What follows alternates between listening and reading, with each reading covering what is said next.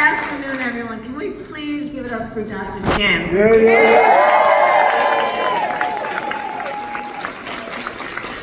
I had the chance to spend some time with her this afternoon, and I thanked her for her courage and for the work that she and her colleagues are doing at this critical time in our country, in the midst of this critical healthcare crisis.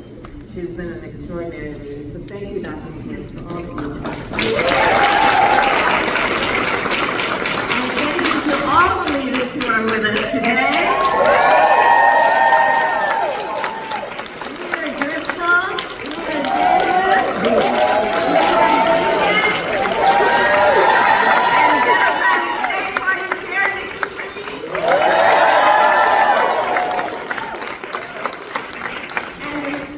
Thank you to all the organizers and advocates and elected leaders who have been on the forefront of this fight for so long. So listen, I think we all know, this is a fight for freedom. This is a fight for freedom. The fundamental freedom to make decisions about one's own body and not have their government tell them what they're supposed to do.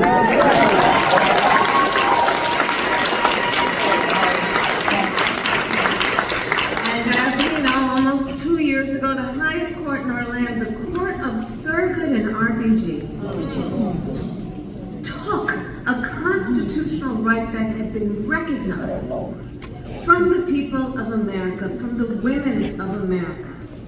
And now in states across our nation, extremists have proposed and passed laws that criminalize doctors, punish women, laws that threaten doctors and nurses with prison time, even for life, simply for providing reproductive care.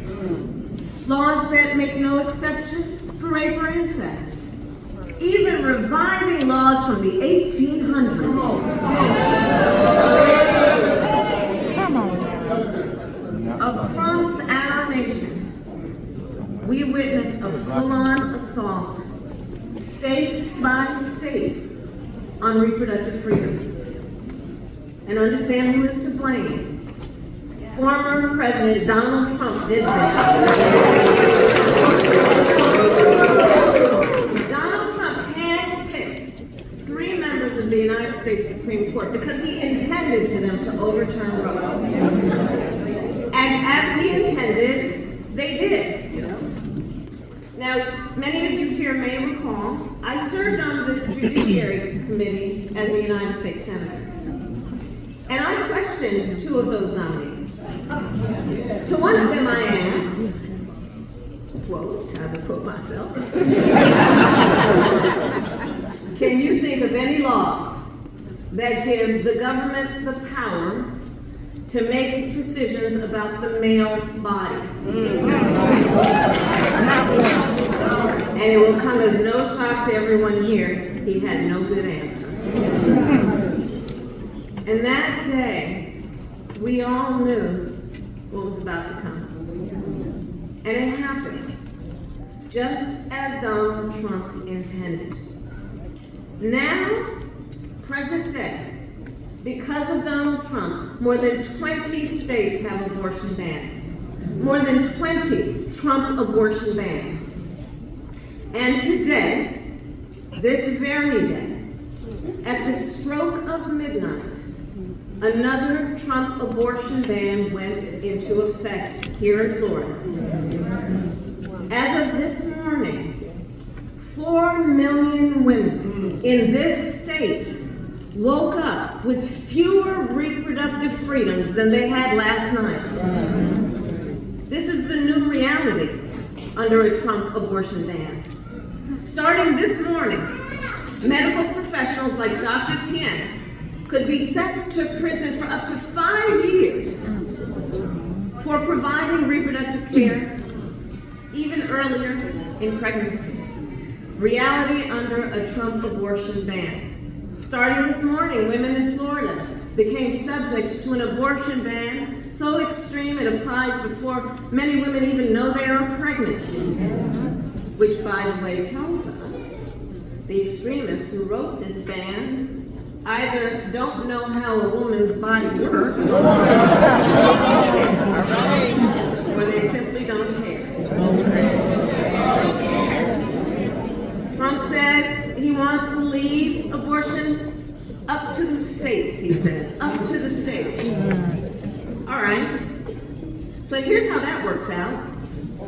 Today, 1 in 3 women of reproductive age live in a state with a Trump abortion ban. Many with no exception for rape or incest.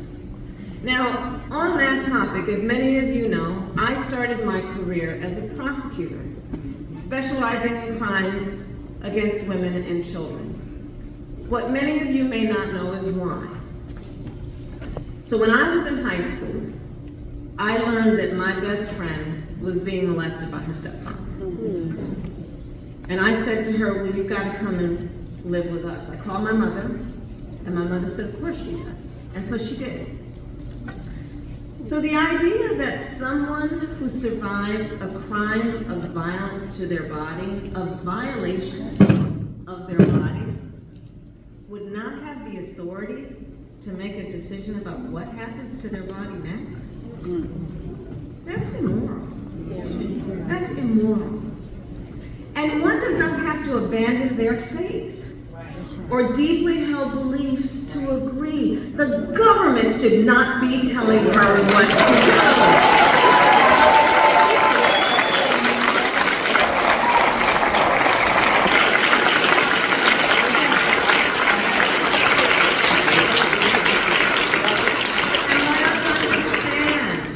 Let us understand the impact of these bans, the horrific reality that women face every single day.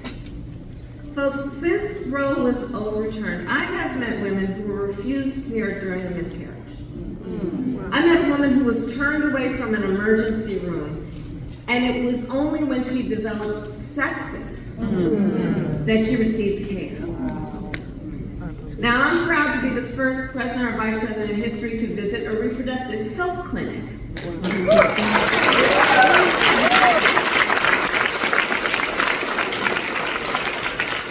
But around our country, since that decision came down, clinics have been forced to close.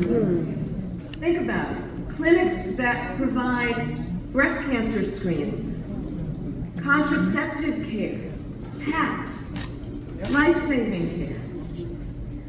And I have seen firsthand, then, that this truly is a healthcare crisis. And Donald Trump is the architect. And by the way, that is not a fact he hides. In fact, he brags about it. He has said the collection of abortion bans in the state is, quote, working the way it's supposed to. Just this week in an interview, he said, states have the right to monitor pregnant women to enforce these bans. And states have the right to punish pregnant women for seeking out abortion care. So Florida, the contrast in this election could not be more clear. Basically, under Donald Trump, it would be fair game for women to be monitored and punished by the government, whereas Joe Biden and I have a different view. That's right. We believe the government should never come between a woman and her doctor.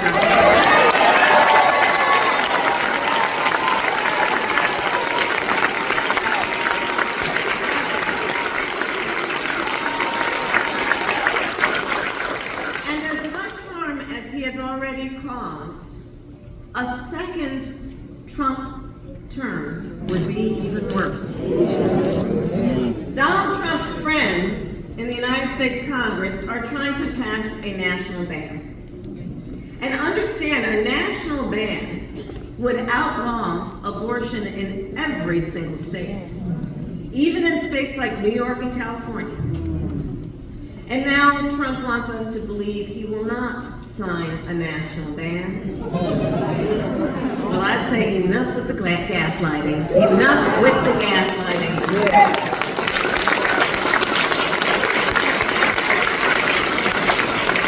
Because we all know if Donald Trump gets the chance, he will sign a national abortion ban. And how do we know? Well, let's take a look at the evidence and follow the facts. Maybe as a former prosecutor, I like to say we should really look at the evidence and follow the facts. Okay, Congress tried to pass a national abortion ban in 2017. And the then President Trump endorsed it, 2017, and promised to sign it if it got to his desk. And in that same interview he gave this week, he seemed perfectly fine signing a national ban that would make it illegal to receive IVF treatment. Well, the great Maya Angelou once said, when someone tells you who they are, believe them the first time.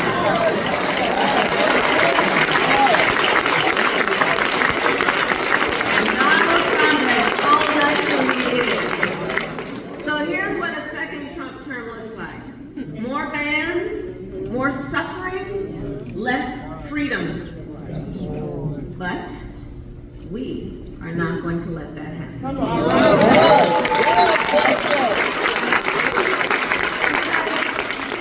We trust women. We trust women to know what is in their own best interest. Women trust all of us to fight to protect their most fundamental freedoms.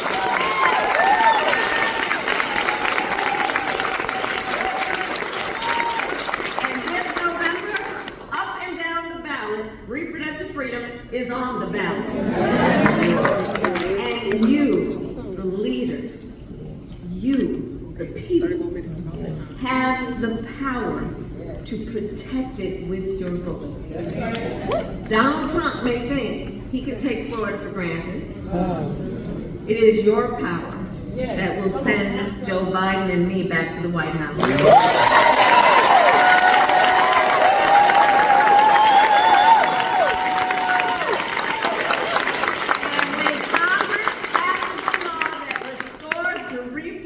Freedoms of Roe, our President Joe Biden will sign it.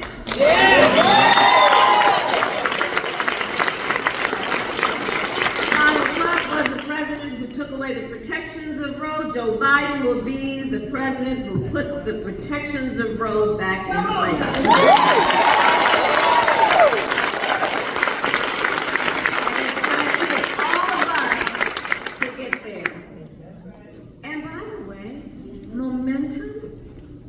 Momentum is on our side.